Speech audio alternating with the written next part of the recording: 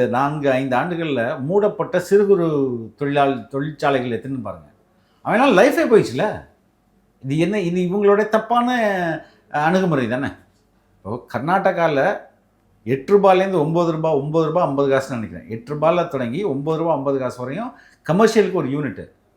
நம்ம ஊரில் ₹15 வருது. அப்போ இங்கே எங்கே தொழில் நல்லா நடத்த முடியும்? உங்களுக்கு கரண்ட் இல்லாமல் நீங்கள் எந்த மேனுஃபேக்சரிங் பண்ண முடியாது. அப்போ அதுவும் சின்ன சின்ன தொழிற்சாலைகளுக்கு உங்களுக்கு ரொம்ப மார்ஜினே அவன் ஜாப் ஒர்க் எடுத்து பண்ணுறவன் தான். மார்ஜினே 0.5% இல்லைன்னா 1% மார்ஜினில் தான் அவன் ஒர்க் பண்ணியிருப்பான். நீங்கள் கரண்ட் பில்லு போட்டு அதை பீக் ஹவர் சார்ஜஸ்ன்னு எக்ஸ்ட்ரா பிடுங்கினீங்கன்னா அவன் எப்படி தொழில் நடத்துறது? இப்போ மூடிட்டு போயிடறான்ல.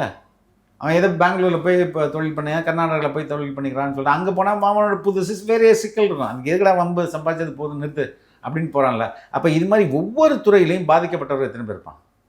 அவங்களோட எண்ணிக்கை அதிகமாக இருக்குல்ல. அதுதான் ஆன்டி இன்கம்பன்சி சொல்றோம். நியோமேட்டின் ஹேர் க்ரோத் லோஷன். இது சாதாரணமான ஹேர் ஆயிலை விட பல மடங்கு வேகமா ஊடுருவி முடி கொட்டுறது, அடர்த்தியின்மை, சிறுவயது வழுக்கை போன்ற பிரச்சனைகளை தடுத்து முடி அடர்த்தியா வளர உதவுது.